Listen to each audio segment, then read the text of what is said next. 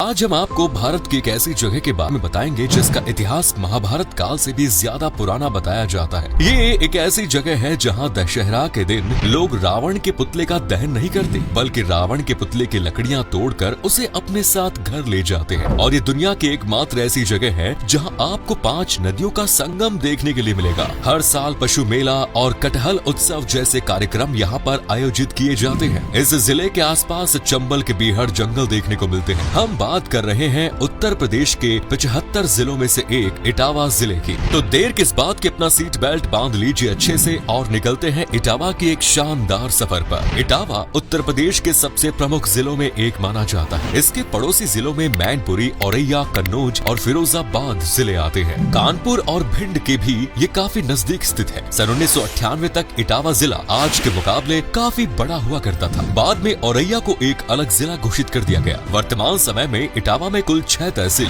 और 8 विकास खंड है। इटावा की कुल जनसंख्या 16 लाख के आसपास है। यहाँ 75% लोग हिंदू है, तो वहीं 23% लोग इस्लाम धर्म को मानते हैं। इसके अलावा ईसाई, जैन, बौद्ध और सिख धर्म के लोग भी इटावा में रहते हैं। दोस्तों, कहा जाता है कि इटावा का इतिहास 5500 साल पुराना है। सिंधु घाटी की सभ्यता के कुछ अवशेष और तांबे से बने औजार भी यहाँ से प्राप्त हुए हैं। ऐसे में माना जाता है कि लोग यमुना नदी के किनारे आकर यहाँ बसे होंगे, क्योंकि प्राचीन काल में सभी सभ्यताओं की शुरुआत नदी के किनारे से हुई थी। महाभारत काल के दौरान ये जगह पांचाल राज्य के अंतर्गत आती थी, जहां राजा द्रुपद का शासन काल हुआ करता था और महाभारत युद्ध की पूरी रूपरेखा यही निर्धारित हुई। 13 साल के वनवास और 1 साल के अज्ञातवास के दौरान पांडव चंबल के जंगलों में रह रहे थे। इस दौरान जब पांडवों को पता चला कि राज्य के लोग बकासुर नाम के एक राक्षस से काफी परेशान हैं, तो भीम ने उस राक्षस का वध किया और आज वो जगह बकेवर के नाम से जानी जाती है। राजा भारत के उत्तराधिकारी को इटावा का संस्थापक माना जाता है। गुप्त, नागा, कुषाण और कण्व राजवंशों और गुर्जर प्रतिहार के वंशजों सहित कई भारतीय शासकों ने इटावा पर अपना शासन चलाया है। वंश के वारिसों ने भी इटावा पर शासन किया। आपको बता दें कि जैन धर्म के तीर्थंकर भगवान महावीर ने भी अपने जीवन काल का कुछ समय इटावा में बिताया और लोगों को उपदेश दिया था। खुदाई के दौरान यहाँ के कई जैन प्रतिमाएं प्राप्त हो चुकी हैं। पूरी दुनिया में इटावा ही एकमात्र ऐसी जगह है जहाँ 5 नदियों का संगम देखने को मिलेगा। यहाँ पर चंबल, यमुना, सिंध, पहुंच, कुंवारी नदियां आकर मिलती है। इस स्थान को पचनाड़ा के नाम से भी जाना जाता है। राजा जयचंद और मोहम्मद गौरी के बीच इस स्थान पर भयंकर युद्ध भी हुआ। इस युद्ध में राजा जयचंद और उनके सेनापति सुमेर सिंह की मौत हो गई थी। बाद में यहाँ पर दिल्ली सल्तनत के शासकों ने राज किया। मुगलों ने भी यहाँ पर लंबे समय तक शासन किया। सन 1751 से 1766 के बीच इटावा पर मराठाओं ने राज किया और हिंदुत्व का प्रचार प्रसार किया। बाद में ब्रिटिश ईस्ट इंडिया कंपनी ने इसे अपने कब्जे में ले लिया।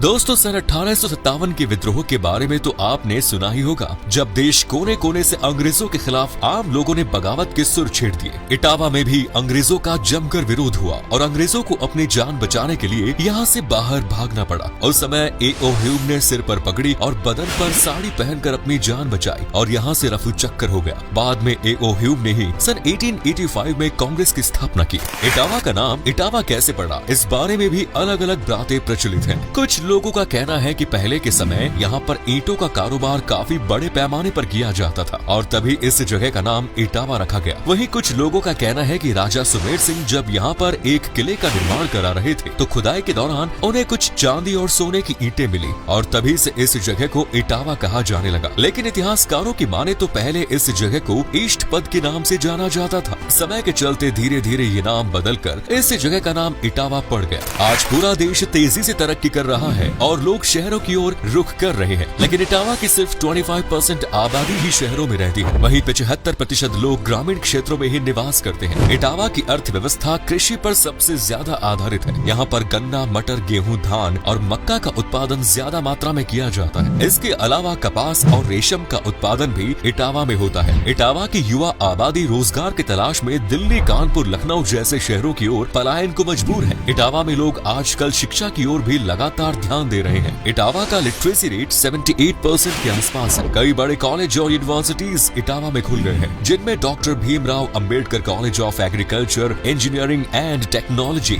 Uttar Pradesh university of medical science, Nityanand महाविद्यालय जैसे शिक्षा संस्थान शामिल है। हर साल हजारों की संख्या में बच्चे इन विश्वविद्यालयों को कॉलेज से शिक्षा प्राप्त करने आते हैं। दोस्तों, इटावा को साहित्यकारों और कवियों का गढ़ कहना गलत नहीं होगा। यहाँ पर गुलाब राय, द्वारिका प्रसाद प्रसाद शर्मा, श्री नारायण चतुर्वेदी, शिशुपाल सिंह, नीलकंठ भट्ट जैसे कई साहित्यकारों और महान कवियों ने जन्म लिया है। उत्तर प्रदेश के पूर्व मुख्यमंत्री मुलायम सिंह यादव और अखिलेश यादव भी इटावा से ही ताल्लुक रखते थे। आपको बता दें कि भारत के पूर्व राष्ट्रपति डॉक्टर जाकिर हुसैन ने अपनी एजुकेशन इटावा से ही प्राप्त की। इटावा अपने ऐतिहासिक त्योहारों के लिए भी प्रसिद्ध है। हर साल नवंबर महीने के अंत में इटावा में महोत्सव का आयोजन किया जाता है। इसे इटावा नुमाइश के नाम से जाना जाता है। इस दौरान एक विशाल मेले का आयोजन होता है, जहां पूरे जनपद के लोग अपने परिवार वालों और दोस्तों के साथ आते हैं और जमकर मौज मस्ती करते हैं। इस महोत्सव की शुरुआत सन 1888 में एक छोटे से मेले के रूप में की गई और आज ये महोत्सव पूरे इटावा की शान बन गया। कटहल महोत्सव का आयोजन भी इटावा में किया जाता है, क्योंकि यहाँ पर कटहल की खेती भी बड़े पैमाने पर की जाती है। इटावा अपने पशु मेले के कारण भी प्रसिद्ध है। सदियों से ये मेला यहाँ पर आयोजित हो रहा है, जिसमें लोग गाय, बैल और अन्य जानवरों को खरीदने बेचने के लिए आते हैं। पहले के समय में दूर दूर से लोग पशु मेले में व्यापार के लिए आते थे। यहाँ की जमुना पारी बकरी की डिमांड भारत के अलावा अन्य देशों में भी है। इस एक बकरे की कीमत 15 से 20 हजार रूपए तक होती है। इटावा के मेलों में हैंडलूम का सामान भी आपको काफी किफायती दामों पर मिल जाएगा। इसके अलावा इटावा में रामलीला का त्योहार भी धूमधाम से सेलिब्रेट किया जाता है। लेकिन यहाँ पर एक बेहद ही अजीब परंपरा देखने को मिलेगी। इटावा के जसवंत नगर नाम की जगह पर एक विशेष रामलीला का आयोजन किया जाता है। इस आयोजन में रावण दहन नहीं होता, बल्कि रावण की आरती की जाती है और आरती के पश्चात रावण का जो पुतला बनाया जाता है उसे लोग अपने हाथों से तोड़ते हैं और पुतले की लकड़ियां अपने घर ले आते हैं। लोगों का मानना है कि रावण के पुतले की लकड़ी घर में रखने से भूत प्रेत और बुरी आत्माओं का साया उनसे दूर रहता है। पिछले 160 सालों से भी ज्यादा समय से इस विशेष रामलीला का आयोजन किया जा रहा है और रामलीला खत्म होने के कुछ दिन पश्चात रावण की तेरहवीं भी यहाँ मनाई जाती है। कुछ साल पहले यूनेस्को ने रामलीला के ऊपर अपनी एक रिपोर्ट पब्लिश की और उसमें भी जसवंत नगर की रामलीला के बारे में लिखा गया। इटावा में आपको हर तरह के पकवान भी खाने को मिल जाएंगे। तरह तरह की चाट से लेकर नॉर्थ इंडियन फूड की तमाम लाजवाब स्वाद आपको मिलेगा। अगर आप इटावा जाए तो यहाँ की घोड़ा चाय जरूर भी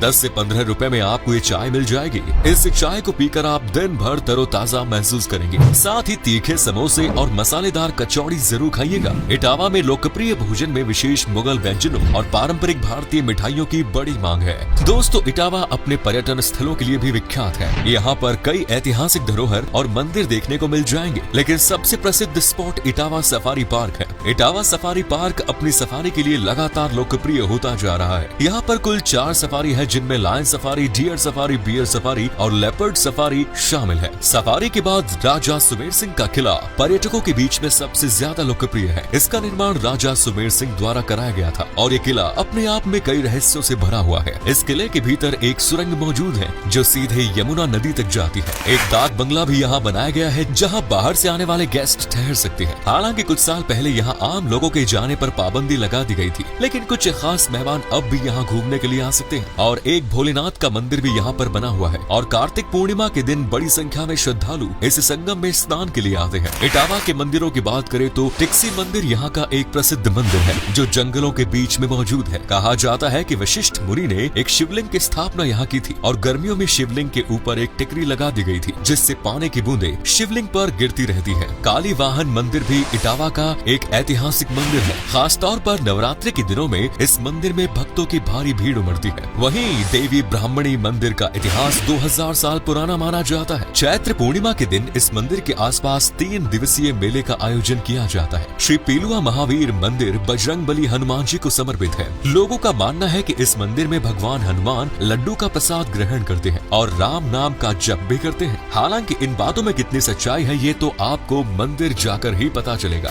आप चाहे भारत के किसी भी कोने में रहते हो, इटावा तक आसानी से पहुंच सकते हैं। भारत के सभी बड़े शहरों और राज्यों से इटावा की सीधी ट्रेन आपको मिल जाएगी। इसके अलावा बस और सड़क मार्ग के जरिए भी आप इटावा तक पहुंच सकते हैं। अगर आप हवाई जहाज के जरिए इटावा आना चाहते हैं तो आपको कानपुर एयरपोर्ट आना होगा। हालांकि आगरा एयरपोर्ट और लखनऊ एयरपोर्ट के जरिए भी आप इटावा तक पहुंच सकते हैं। इटावा घूमने का सबसे अच्छा समय अक्टूबर से मार्च के बीच माना जाता है, क्योंकि गर्मियों के दौरान यहाँ पर भयंकर गर्मी पड़ती है। इटावा घूमने के लिए 2 से 3 दिन में आपको लगभग 12,000 खर्च करने पड़ेंगे। तो दोस्तों, ये था इटावा। कैसा लगा बताइए कमेंट्स में। क्या आपने कभी विजिट की है इटावा की? अगर की है तो अपना एक्सपीरियंस हमारे साथ शेयर जरूर करें।